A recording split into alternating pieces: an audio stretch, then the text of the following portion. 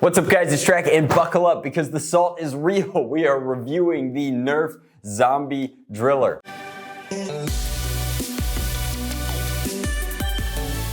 Now note that I did not say Zombiestrike, and I don't know what to say other than I am exhausted by my own disappointment. This is not a Zombiestrike blaster, this is the NERF Zombie Driller, and it is cheaper in virtually every production capacity than any of the Zombiestrike blasters of the pasters. I do just want to kind of point out some of that. There's a little bit of professional frustration here. There's a huge amount of enthusiast frustration here, and then there's some consumer frustration too. I mean, it's very frustrating to see product like this on the shelf, and really the only option for like a one-hand wieldable revolver from Hasbro right now. So the thing that's most frustrating about this is that it's 20 bucks. It's 20 bucks for a pistol. It's actually $23 on Amazon. I bought mine at Target for $19.99, paid full price for it, not a review model, but my feelings would be unchanged either way. At the end of the day, this is a pretty cheap take on the hammer shot. Inside, you have a 5-dart cylinder, which is mostly exposed up here. Let's go ahead and get it out of the package, but I guess I'm not done talking about the packaging. The front of the package says that it does come with 16 darts, and that's really cool. It is cool that it comes with extra ammo. It's got this removable scope down here. That's part of how they're justifying the extra cost, but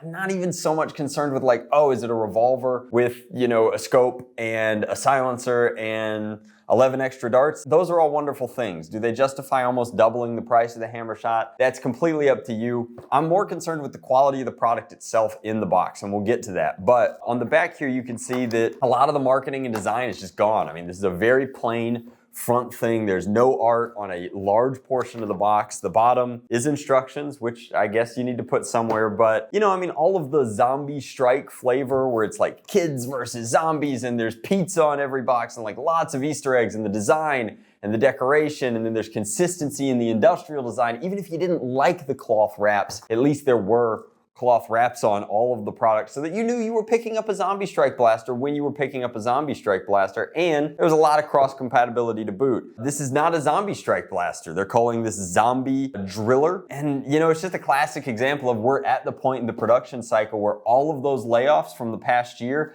have finally come to bear at the retail market. And when you go through and you delete, you know, 2 of your most talented people on the NERF R&D team, you don't get pizza on the box anymore. Now you have a photograph of a backpack and a product, which, you know, I'm sure it was cost effective. I guarantee you it was cheaper. Speaking of, let's get into the product itself. So I'm gonna take our Foam Pro Shop snips here, pop this guy out of the package, go ahead and get the scope out as well. But immediately out of the package, blaster feels very light, feels very hollow. You have no trigger guard for the trigger, which isn't the end of the world. You've got a relatively cramped, you can see I wear size large gloves. I cannot fit my pinky finger into the grip as it is designed. You do still have the one-hand wieldable kind of setup here, and then you've got a tack rail up top and bottom. The tack rails on both sides do not have actual like mechanical click in, click out points. They're the molded in kind of like resistance, simple machines in there, or compliant mechanisms. This is not removable. There's no reason this shouldn't be removable. It makes this so that it is no longer a comfortably holsterable product. The working bits are unchanged from the hammer shot and the sweet revenge of yesteryear and yore, and I hope that the performance is at least there, but you know, you've got the suppressor, which is making it harder to holster, and all of the deco, the real, you know, spirit of the blaster is gone. This is a much cheaper 2-injection mold part because it's one part on each side. The hammer shot was a multiple piece thing. That was frustrating from a modder's perspective because they were solvent welded together and you had to take them apart, but it gave you a lot more room to run. Some gorgeous, you know, modifications, paint jobs, customability. Sci-Fi Channel was using hammer shots for a while. I mean, it's crazy. Now we've gone to this incredibly cheap, very thin, one wall design, and they're doing the Zuru thing, right? Everybody in the industry seems to be like, okay, don't design into your mold anymore. Just print whatever you want onto it. So this is, you know, what's going to be, I'm sure, a very generic shell. And they've printed kind of, you know, sticker bomb graffiti on the green plastic. And that really shows its weakness when you see that the direct to product printing, in this case, isn't like thoughtfully used in specific locations. It's the whole product, which means you get this bleed on both sides, and it's completely naked at the seams because that's how the printing works. It's just, one-to-one hammer shot in one hand and this in the other hand. It's incredibly frustrating to see the direct consequences of laying off your designers and laying off your packaging production and laying off your storytelling team and then charging more money for it. I mean, I don't know. Zombiestrike is dead, and I don't think that NERF Zombie is going to bring back a whole lot of that magic. But let's test it for function and see if it still delivers any hits. 68, 70, and 71. You know, hard to argue with the performance. This is an elite standard pistol. It's one-hand wieldable. That was weird.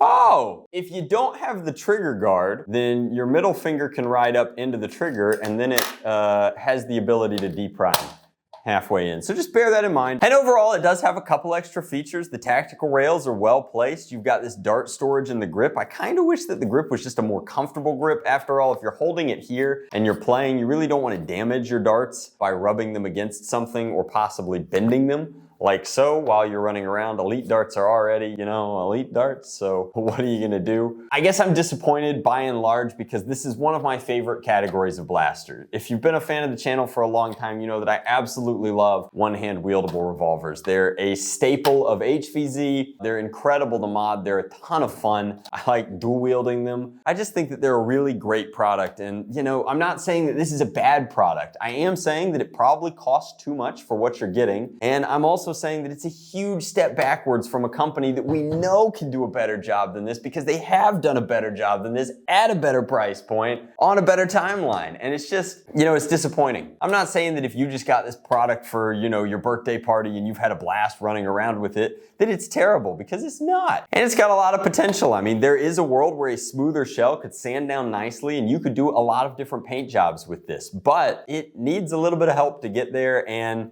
it's not as polished a product as anything on the Zombiestrike line or even anything on the, you know, the Rebel line in this sort of category. It's pretty disappointing from that perspective. And it's not the only thing that's disappointing. I owe you guys a small explanation and an apology, because an explanation is not necessarily an apology. I'll try and keep this quick because I think that it's a pretty easy explanation, but a few people were not happy with the nature of the sponsor of the previous video on my channel. And there's a lot of reasons for that. The primary one is that when I was approached by Fume, I was like, this is a cool product. I am not a believer in nicotine products. I have never tried them myself, and I have tried my absolute hardest to get the people that I love in my life to abstain from them completely. That is by and large Fume's goal, is to get people to quit vaping. I do not care for vaping. I'm not hating on people who do necessarily, but you know, I do think that it's a pretty destructive habit, and the rest of the world has agreed to that. So I was like, okay, like, you know, this is a quitting aid for a nicotine product that could be relevant, given that I do know that a large percentage of my audience is adults, and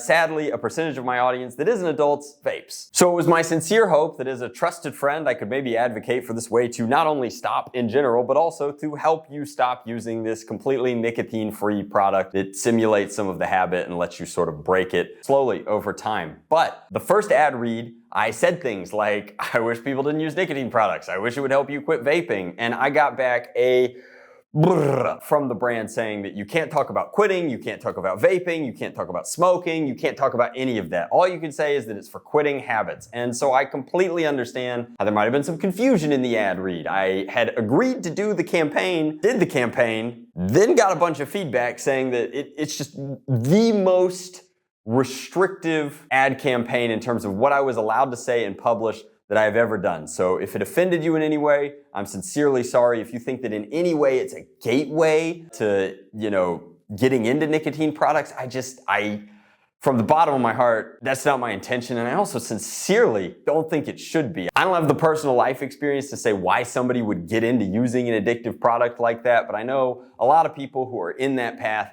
that want to get out of it. And that's the intention of Fume. That's what their entire business model is. And, you know, I do support that endeavor, that mission, and I thought that they were an okay, you know, ad to run. And it goes without saying that the sponsorship money helps us with the channel, especially given that we're building out an entirely new studio right now. I mean, there's a lot of irons in the fire, a lot of balls in the air, and we're just trying to juggle them as best we can. But all of that is an explanation for how we got there. I tried covering that in the comments, but not everybody reads the comments. This is like a 3-minute apology explanation, and I just want to say I'm sorry if it did not come across well. I'm sorry if you feel like my discretion in choosing the sponsor was out of line, and you know, we're not going to work with anybody along that vector again. Clearly, the juice is not worth the squeeze, so I appreciate your feedback. Those of you that felt the compulsion to comment on the video to that effect, I mean, I do read all of my comments, so thank you for that. Pick this up when it's on sale. I'll see you guys in the next one. Much love. Blast on, Drac out.